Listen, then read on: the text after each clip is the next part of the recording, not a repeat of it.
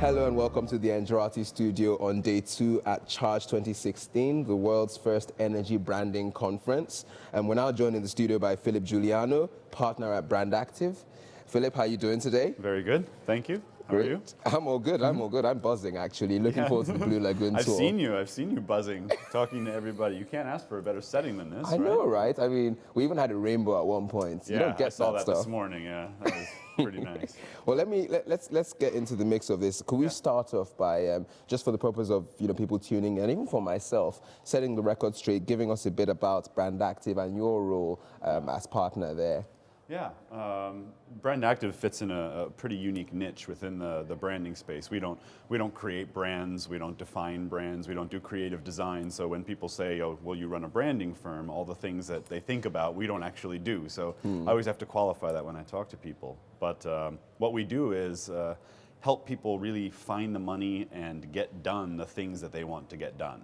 Right, so it's much more the implementation side of things. It's much more of the management consultant side of a rebranding program. So we come into a situation, a merger, an acquisition, of which there's a lot in the energy sector, particularly in the United States right now, or a rebranding situation, and we tell people how much it's going to cost, how they can find the money, how they can find additional funding for that stuff, and then how they get the job done, how they structure people, organize people, plan the project, execute the project. That's really interesting you say that, because one of the key standout points at the conference so far has been clarifying some of these points of view and understanding what it is you're actually talking about. Yeah. And when I say BrandActive, what comes to my mind is brand activation. Right. Is that sort of the play on words you were going for? Well, people get confused with brand activation now, because now agencies are taking on brand activation, and that's meaning much more of like a brand engagement, internal engagement. How do we get people to live the brand and educate people on the brand and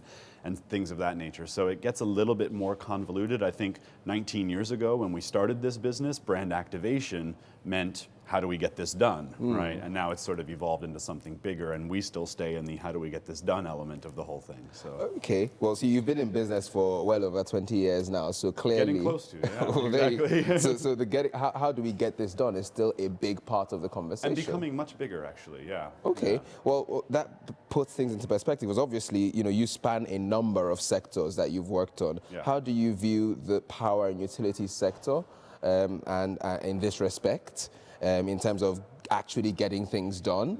Yeah. What's your take on that? It's a difficult sector, honestly. When it comes to branding in general, it's a very difficult sector, I would say.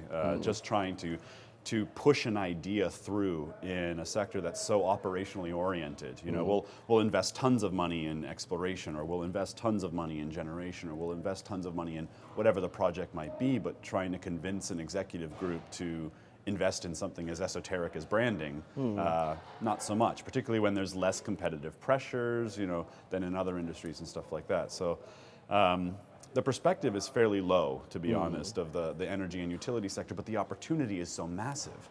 And the opportunity for a CMO, a really good forward-thinking, driven CMO, to become more of an operational leader in a branding program and really start taking charge of things that are typically outside of the marketing realm that affect brand impact.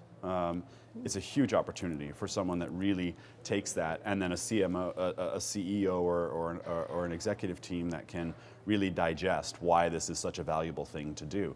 And sorry to ramble on a little bit on this one, but the CMO that's able to say that branding is not just a marketing program, and that's able to look at things like facilities and uniforms and fleet vehicles and HR materials and all of these things that are outside of their control and create a business case for change that shows payback to it is going to be a really well-positioned CMO to make that happen in a utility. It's quite interesting you end on that point there, because I was going to ask you about BrandZ's top 100 reports that came out last year. And in 100 companies across the world, basically, there wasn't a single electricity company. Shell made the list, I think. They were like number 80, but they only recently kind of started doing electricity. It's a bit complicated. It's more about first utility, not them. Yeah.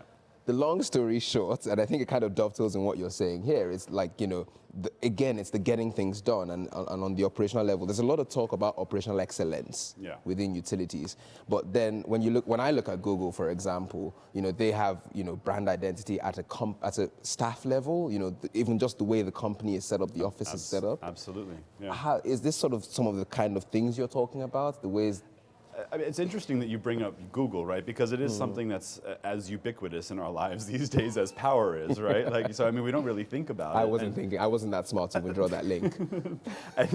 and yet, we all identify with it, right? And we all identify with it as being, dynamic. We all identify with it as being, a culture that you want to participate in, and things of that nature. And there is definitely a gap for an energy company to be something like that, right? You would think. But where I think there's not a representation on that list is because there isn't really a lot of there's not a lot of focus on branding. There's certainly not a lot of investment in branding in the utility sector, and there's not a lot of investment in and what does it truly mean as a culture, as a delivery system, as a customer experience, like all the way through the line. How do we get everybody to march in step for the same vision and communicate that vision in a compelling way, right?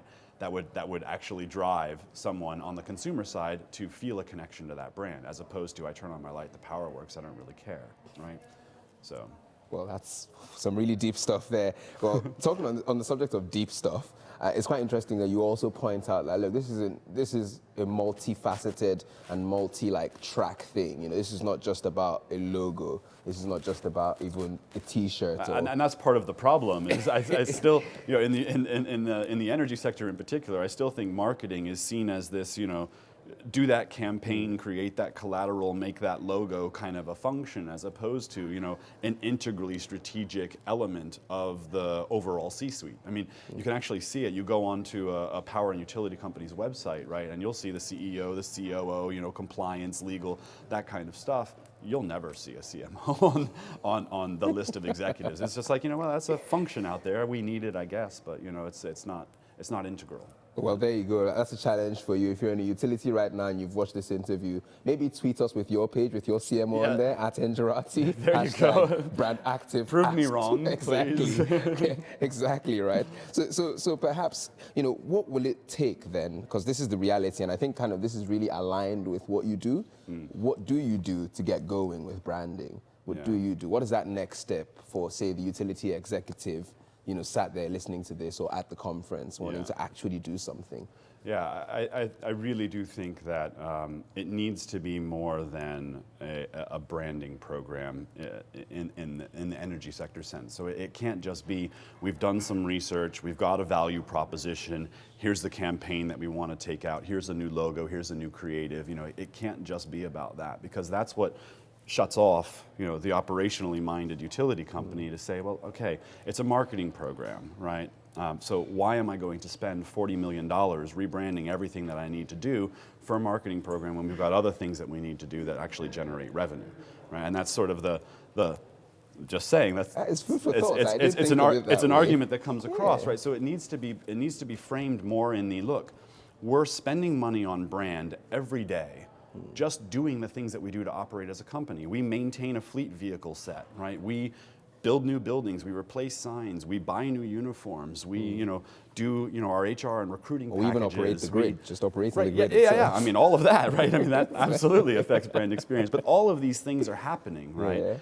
That we spend money on every day, and it's out of marketing's control. So if marketing could get into those areas and understand the dynamics of how that's working and create a business case for change that says, look, we're going to go ahead and we're going to do this rebranding, right? But in doing it, we're also going to save X amount of millions of dollars and improve all of these touch points, which is going to drive trust, because consistency and quality drives trust. It is going to drive trust. It is going to drive revenue. It is going to drive our ability to innovate. Like, all of those other factors play into it, as opposed to we've done this research, we need a new position, here's our new logo to communicate it, and off we go. So. Well, Philip, I think that's a brilliant place for us to bring this interview to a close, so thank you very much. Yeah, you're welcome, and thank you for watching, everybody. Of course, thank you as well for watching this interview. If you'd like to hear more about branding, brand value, marketing, and actually getting things done, please feel free to check out the other interviews on your screen. Check out BrandActive's website or also Engerati for more insights. Thank you.